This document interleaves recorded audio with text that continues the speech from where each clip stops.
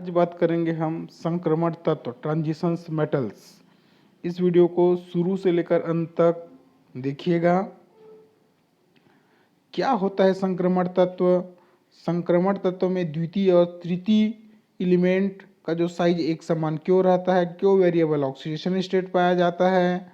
Good complex क्यों होता है? मैग्नेटिक बिहेवियर क्यों रखता है? इन सभी प्रश्नों का आंसर आज आप लोगों को मिलेगा। सर्वप्रथम संक्रमण तत्व क्या है? डी ब्लॉक के तत्व में डी ऑर्बिटल में इलेक्ट्रॉन का भरना, जो आपके एस ऑर्बिटल और पी ऑर्बिटल के बीच में पाया जाता है, जिसे संक्रमण तत्व कहा जाता है। दूसरा, इसकी general electronic configuration noble gas n-1 D से एक D1 से लेकर 10 और NS1 से लेकर 2 इलेक्ट्रॉनिक कॉन्फ़िगरेशन पाया जाता है। ठीक है।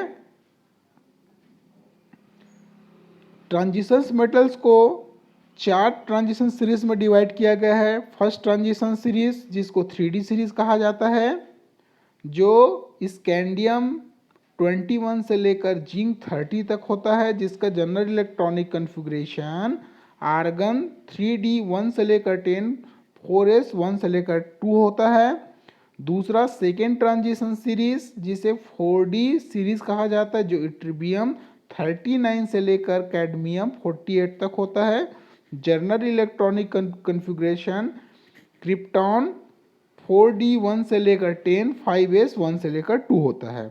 थर्ड ट्रांजिशन सीरीज, जिसे 5D सीरीज कहते हैं, जिसमें लैंथेनम 57 और हॉफनियम 72 से मर्क्यूरी 80 तक होता है, जिसका general electronic configuration xenon 5D 1 से लेकर 10 और 6s 1 से लेकर 2 तक होता है।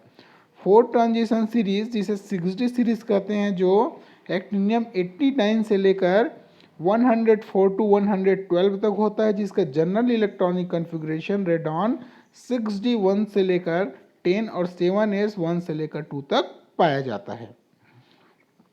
अब इनकी हम इलेक्ट्रॉनिक स्ट्रक्चर की बात करें तो सर्वप्रथम फर्स्ट ट्रांजिशन सीरीज, जिसको 3D सीरीज कहते हैं, जिसके आउटर सेल में इलेक्ट्रॉन 3D में 1 से लेकर 10 तक जाएगा और उसके बाद 4s 1 से लेकर 2 तक होगा।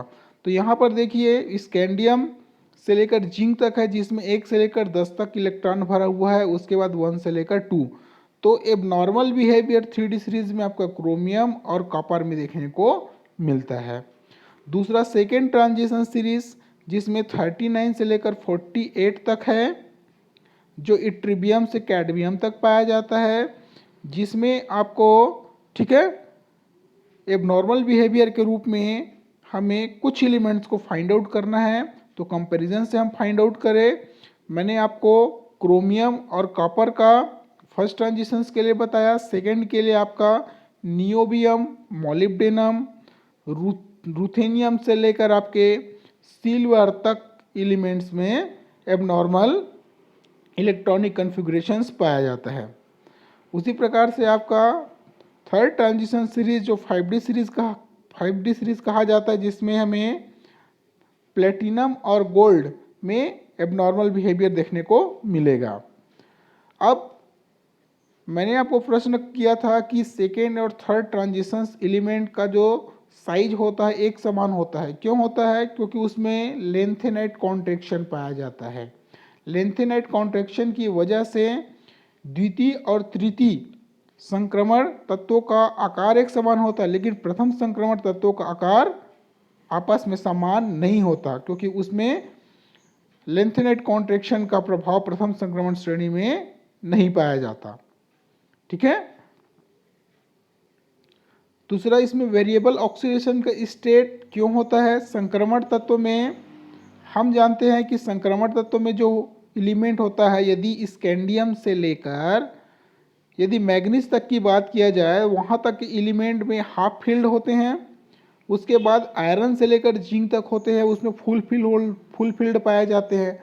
तो हाफ फील्ड जो इलेक्ट्रॉन होते हैं, उसमें आउटर सेल के एस ऑर्बिटल में जितने इलेक्ट्रॉन होते हैं उसी के आधार पर सामान्यतः उनके ऑक्सीडेशन स्टेट को डिटरमाइन करते हैं। लेकिन आयरन से लेकर यदि जिंक तक की बात किया जाए, जो मोर देन हाफ फील्ड है, जो मैक्सिमम ऑक्सीडेशन नंबर को डिनोट करेगा, जिसमें हम डी और एस सबसेल के और इलेक्ट्रॉन को काउंट करते हैं, उसके आधार पर हमें वेरिएबल ऑक्सीडेशन स्टेट प्राप्त होता है।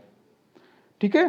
अब सामान्यतः क्या होता है, आयरन की बात करें एग्जाम्पल के रूप में, +4, +5 और +6 ऑक्सीडेशन स्टेट रेयरली होता है। सामान्यतः यदि आयरन जो मोर देन हाफ फील्ड है, जिसमें सामान्यतः +2 और +3 की अवस्था ही मिनिमम या मैक्सिमम ऑक्सीडेशन की अवस्था में रहता है, लेकिन उसमें +4, +5 और +6 की अवस्था भी होती है। यदि अभी मैंने आपको कहा कि वो किसकी संख्या के ऊपर डिपेंड करता है, डी और एस का, तो टोटल 6 + 2 इज इक्वल टू होगा 8, मतलब 8 ऑक्सीडेशन स्टेट उसकी होना चाहिए। तो सामान्यतः +2, +3, +4, +5 और +6 ऑक्सीडेशन ही हमें अभी तक ज्ञात है, +8 ऑक्सीडेशन स्टेट अभी भी अननोन है। ठीक है। तो इस प्रकार से क्या होता है, एलिमेंट्स में वेरिएबल ऑक्सीडेशन स्टेट पाया जाता है। यहाँ पर हम ऑक्सीडेशन को फर्स्ट ट्रांजिशन सीरीज के लिए देखें तो यहाँ पर एक लिस्ट दिया हुआ है, जिसमें मैक्सिमम ऑक्सीडेशन स्टेट आपका मैग्नीज का दिखाई दे रहा है। उसी प्रकार से आपका सेकेंड ट्रांजिशन सीरीज में टेक्सीनियम का +8 ऑक्सीडेशन स्टेट मैक्सिमम दिखाई दे रहा है। उसी प्रकार से थर्ड का ऑस्मियम में +8 ऑक्सीडेशन मैक्सिमम ऑक्सीडेशन स्टेट पाया जाता है। सामान्यतः मिनिमम ऑक्सीडेशन स्टेट +2 का ऑक्सीडेशन स्टेट प्राप्त होता है सामान्यतः सभी एलिमेंट्स में, यदि तो उसको मिनिमम ऑक्सीडेशन, और मैक्सिमम जो मैक्सिमम +7 और +8 की अवस्था में मिलता है। लेफ्ट टू राइट जाने पर ऑक्सीडेशन की संख्या बढ़ेगा, और ऑक्सीडेशन की संख्या बढ़ेगी तो उसकी स्टेबिलिटी बढ़ती है। लेकिन यदि उनकी संख्या 0 हो जाएगा, उनके इलेक्ट्रॉनिक कन्फिग्रेशन, तब भी उनको स्टेबल माना जाता है। ज़्यादा ऑक्सीडेशन का स्टेट होगा उतना ही ज़्यादा वो स्टेबल होता है। गुड कॉम्प्लेक्स क्यों बनाता है ट्रांजिशंस एलिमेंट, क्योंकि ट्रांजिशंस एलिमेंट्स क्या होता है, केटायन, ठीक है, वो लुईस एसिड के समान बिहेवियर करता है जो हमारा मेटल्स होता है। और जो लुईस एसिड मतलब केटायन का साइज छोटा होता है, छोटा होने की वजह से क्या होगा, वो पॉजिटिव चार्ज का फॉर्मेशन करेगा, उसकी में डेंसिटी बढ़ जाएगी, जिसके वजह से वो क्या करेगा, इलेक्ट्रॉन को एक्सेप्ट करेगा। दूसरा रीज़न ये है कि जो वेकेंट ऑर्बिटल है, वेकेंट ऑर्बिटल से लोन पेयर ऑफ इलेक्ट्रॉन को भी एक्सेप्ट करने का कार्य होता है। इसलिए क्या होता है, ये गुड कॉम्प्लेक्स का फॉर्मेशन करेगा, और गुड कॉम्प्लेक्स का फॉर्मेशन करेगा, उसी के आधार पर मेटल लिगेंड के साथ जुड़कर अलग अलग प्रकार के जियोमेट्री में कॉम्प्लेक्स का फॉर्मेशन करते थी। दो मेटल किसी 2 लिगेंड के साथ जुड़ा हुआ है, ठीक है, तो वो लीनियर स्ट्रक्चर, 4 के साथ जुड़ा है तो स्क्वायर प्लेनर, ठीक है, उसी प्रकार से 6 के साथ जुड़ा है तो ऑक्टाहेड्रल। तो इस प्रकार के कॉम्प्लेक्स का फॉर्मेशन करता है। मैग्नेटिक प्रॉपर्टीज क्या होता है, चुंबकीय व्यवहार, ठीक है, किसी मेटल के आउटर सेल में इलेक्ट्रॉन की संख्या यदि पेयर्ड युग्मित है तो वो चुंबकीय व्यवहार नहीं रखेगा, यदि वो अनपेयर्ड अयुग्मित है तो वो चुंबकीय व्यवहार रखेगा, जो उसके ऑर्बिटल मोशन और स्पिन मोशन के ऊपर डिपेंड करता है। तो यहाँ पर हम टाइप्स ऑफ मैग्नेटिज्म देखें, डाई मैग्नेटिज्म का मतलब होता है इसमें पेयर्ड इलेक्ट्रॉन का पाया जाना, और पेयर्ड यदि पाया गया है तो वो चुंबकीय व्यवहार नहीं रखेगा। दूसरा पैरामैग्नेटिज्म, जो अनपेयर्ड इलेक्ट्रॉन है, ठीक है, जिसमें अयुग्मित इलेक्ट्रॉन है, वो चुंबकीय व्यवहार रखेगा, जिसे कैलकुलेट करने के लिए magnetic moment mu is equal to √n+2 की सहायता से हम लोग डिटरमाइन कर सकते हैं। तीसरा है हमारा फेरोमैग्नेटिज्म, इसमें बहुत ज़्यादा संख्या में अनपेयर्ड इलेक्ट्रॉन, जैसे जैसे अनपेयर्ड इलेक्ट्रॉन की संख्या बढ़ती जाएगी उसकी चुंबकीय व्यवहार बढ़ते चला जाता है, ठीक है, वो होता है फेरोमैग्नेटिज्म। उसके बाद होता है एंटी फेरोमैग्नेटिज्म। इस एंटी फेरो मतलब पेयर्ड के साथ क्लॉकवाइज और एंटी क्लॉकवाइज यदि अवस्था में है तो मैग्नेटिक बिहेवियर रखेगा लेकिन वो उनको अफेक्ट करेगा, उसे कहा जाता है एंटी फेरो मैग्नेटिज्म। तो ट्रांजिशंस मेटल्स में मैग्नेटिक प्रॉपर्टीज पाया जाता है। कलर्स, ट्रांजिशंस मेटल से ही कलर का फॉर्मेशन होगा क्योंकि ट्रांजिशंस मेटल में ही डी ट्रांजिशंस पाया जाता है और डी ट्रांजिशंस की वजह से ही टेट्राहेड्रल, ऑक्टाहेड्रल और स्क्वायर प्लेनर कॉम्प्लेक्स में कलर का फॉर्मेशन होता है। तो कलर का फॉर्मेशन होता है तो हमें दिखाई कैसे देगा? हमें पता है कि जिस प्रकाश में हमें कोई वस्तु दिखाई देती है ऐसे प्रकाश को हम दृश्य प्रकाश कहते हैं, मतलब विजिबल लाइट कहते हैं। और विजिबल लाइट का रीजन होता है 400 to 800 नैनोमीटर। ठीक है, इस 400 नैनोमीटर से ना नीचे ना 800 नैनोमीटर से ऊपर हमें कोई ऑब्जेक्ट दिखाई देती है और इसका कॉम्प्लीमेंट्री कलर, ठीक है, हमें दिखाई देता है जो पर्टिकुलर उसका ऑब्जेक्ट होता है। तो ट्रांजिशंस मेटल्स में कलर का फॉर्मेशन डी ट्रांजिशंस की वजह से प्राप्त होता है। यहाँ पर देखिए डी कलर का जो फॉर्मेशन हो रहा है वो हमेशा डी ट्रांजिशंस कब पाया जाएगा? जब उसमें मिनिमम एक इलेक्ट्रॉन हो। स्कैंडियम 3+ और टाइटेनियम 4+ में एक भी इलेक्ट्रॉन नहीं है, मतलब क्या है उसमें डी ट्रांजिशंस नहीं होगा तो वो क्या होगा? कलरलेस।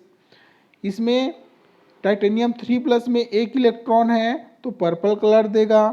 सब में कलर डिफरेंट होगा लेकिन आपको काउंट करना है कि कितने नंबर ऑफ इलेक्ट्रॉन हैं, अनपेयर्ड इलेक्ट्रॉन है, उस अनपेयर्ड इलेक्ट्रॉन के आधार पर डिसाइड होगा कि वो कलर होगा कि कलरलेस होगा। यदि फुलफिल है तब भी वो कलरलेस कहलाएगा इस कंडीशन में।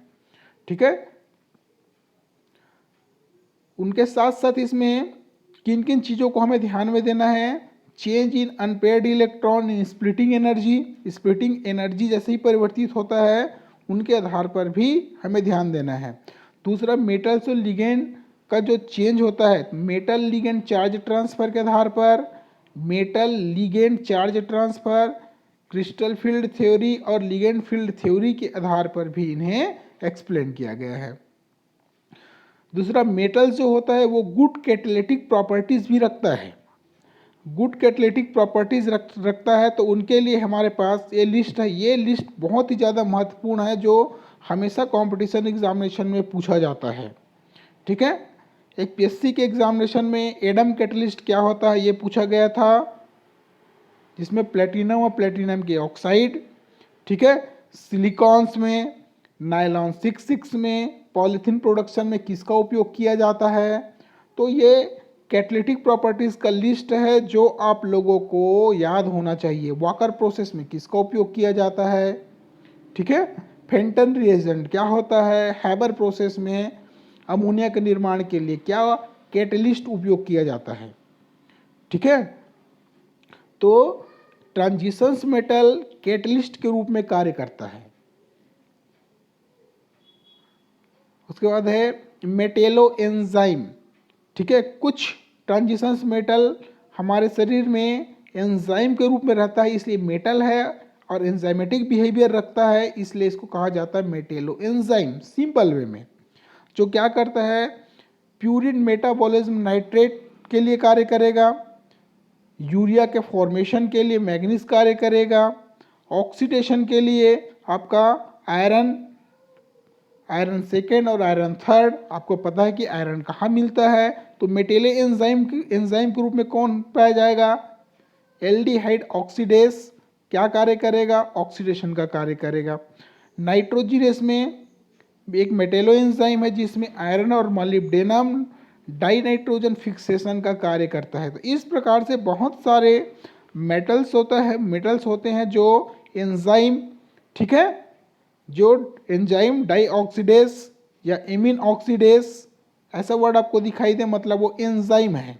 तो मेटल इस एमिन ऑक्सीडेस की बात किया जाए जिसमें कॉपर फर्स्ट और कॉपर का सेकंड की अवस्था इसमें होता है। तो इस प्रकार से बहुत सारे मेटल्स होता है जो मेटेलो एंजाइम का कार्य करते हैं और हमारे शरीर के मेटाबॉलिक एक्टिविटी को प्रभावित करता है। उनके बाद बहुत सारी और प्रॉपर्टीज़ है जिसे स्कैंडियम से लेकर जिंक तक फर्स्ट ट्रांजिशन सीरीज के लिए आप लोगों को देखना है, जिसमें जनरल उसके इलेक्ट्रॉनिक कन्फिग्रेशन, उसकी प्रॉपर्टी और बाइनरी कंपाउंड को आप लोगों को अध्ययन करना है। आई होप ये वीडियो आप लोगों को समझ में आया होगा।